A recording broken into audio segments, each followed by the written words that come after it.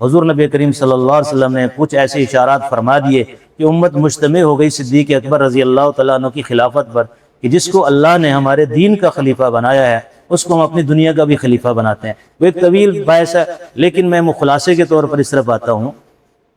کہ دیکھیں خلیفہ اول صدیق اکبر رضی اللہ تعالیٰ عنہ، اس دور میں حضرت علی کرم اللہ وجہہ، امام حسن حسین حسنین کریمین بھی موجود ہیں، تو ان کی زندگی کو دیکھیں تو انہوں نے صدیق اکبر رضی اللہ عنہ کے ہاتھ پر بیعت کی،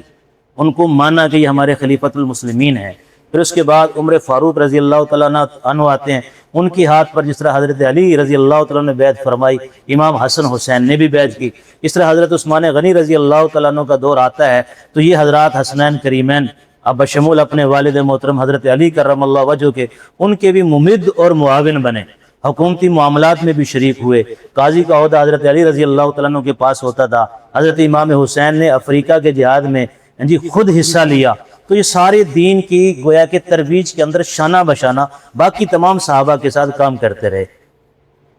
حتیٰ کہ حضرت عمر فاروق رضی اللہ تعالیٰ عنہ نے یہ کہا کہ میں اگرچہ بوڑھا ہو گیا ہوں لیکن میں نے حضور سے سنا ہے کہ کل قیامت کو تمام نسبتیں قرابتیں ختم ہو جائیں گی سوائے میری نسبت کے۔ اس نسبت کو حاصل کرنے کے لیے انہوں نے بڑھاپے میں پیغام نکاح بھیجا حضرت علی کی بیٹی کے ساتھ ام کلثوم رضی اللہ عنہا، اور ان کے ساتھ ان کا نکاح ثابت ہے اور ان سے اولاد بھی ہے۔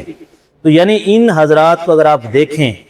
تعصب کو چھوڑ کر تو ان میں تو آپس میں باہم پیار اور محبت اور دوستی حتیٰ کہ رشتہ داریاں موجود ہیں۔ اور پھر آپ دیکھیں عجیب بات ہے کہ حضرت علی رضی اللہ تعالیٰ عنہ کے 17 بیٹے ہیں،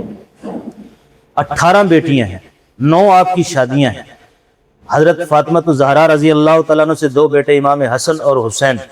باقی بیٹے باقی بیویوں سے۔ وہ اپنے بیٹوں کے نام رکھتے ہیں، ایک کا نام ابو بکر، ایک کا نام عمر، ایک کا نام عثمان۔ اور کربلا کے اندر بھی جس طرح امام حسین رضی اللہ تعالیٰ عنہ شہید ہوئے، ان کے 17 یا 18 اپنے بھتیجے بھانجے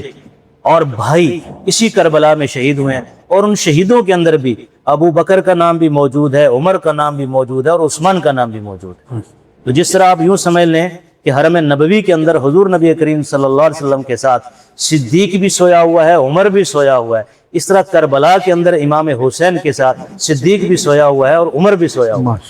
تو ہم تو سب کو ماننے والے ہیں، نسبتوں کے ہم امین ہیں، ہم ان حضرات کے درمیان کسی قسم کی نفرت تفرقہ یا آپس کے دلوں کو نہ ملنا یہ ہم نہیں مانتے۔ بالکل ہم اہل سنت والجماعت ان تمام حضرات کی جس طرح آپس کی محبتیں ہیں، ہمارے اندر بھی ان سب حضرات کی محبتیں موجود ہیں۔